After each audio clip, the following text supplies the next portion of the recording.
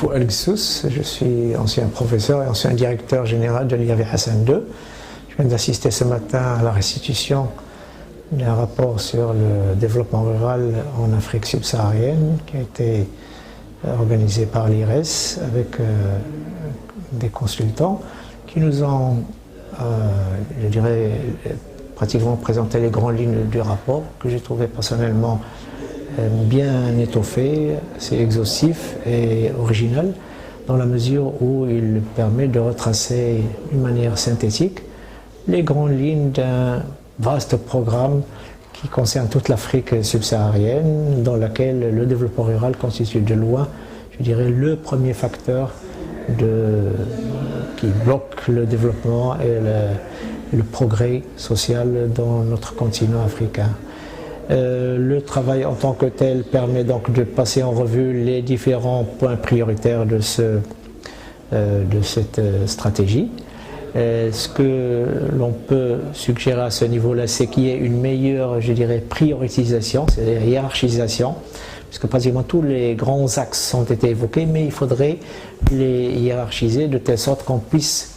se rendre compte rapidement de ce qui est première nécessité, de ce qui peut venir en deuxième lieu et de ce qui peut venir éventuellement après.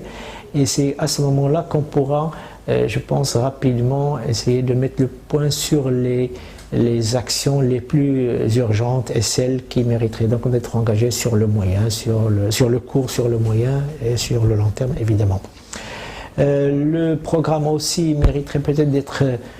scindé par rapport à une problématique globale qui concerne l'Afrique subsaharienne et qui est très large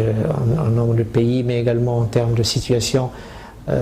géographique, climatique, économique, sociale, culturelle, etc., historique, etc. Et donc il faudrait peut-être faire le raisonnement par des sous-ensembles qui seraient un peu plus homogènes et dans lesquels l'analyse pourrait être un peu mieux ciblée, un peu plus détaillée pour chaque situation à part. Et c'est dans ce cadre-là aussi qu'il serait peut-être intéressant d'évoquer quelques exemples de success stories, c'est-à-dire des situations où les programmes de développement rural ont été organisés, à l'image de ce que fait notre pays, à la fois sur le plan intellectuel et sur le plan opérationnel, et pour pouvoir justement en tirer bénéfice dans tout ce qui peut venir et ce qui peut être proposé pour le futur. Il y a également un point qui personnellement me paraît important compte tenu de l'expérience marocaine, c'est que dans toutes ces stratégies-là, il faut absolument insister pour que l'homme soit au centre du développement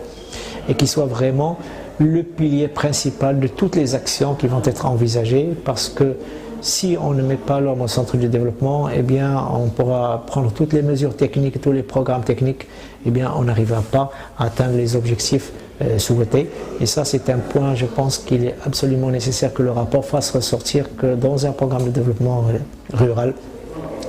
la promotion de l'homme, du bien-être social et tout ce qui va avec, je dirais, la formation, l'éducation, la santé, etc., soit absolument mise en avant pour que toutes les actions puissent trouver, je dirais, une réception et une mise en œuvre qui soit relativement correcte. Alors, dernier point que j'ai également proposé, c'est celui de l'estimation des coûts de ces programmes. Ce sont des programmes qui sont très coûteux. Il faut partir de ce qui a déjà été fait, essayer de donner une estimation de ce que nécessiteraient les investissements, de ce que nécessiteraient les programmes de mise en œuvre de ces actions, de telle sorte que cela puisse aussi servir comme base de réflexion sur les hiérarchies et sur les actions prioritaires, et bien évidemment les programmes qui vont être soumis à des bailleurs de fonds, à des investissements locaux ou nationaux, voire ou internationaux. Voilà, merci.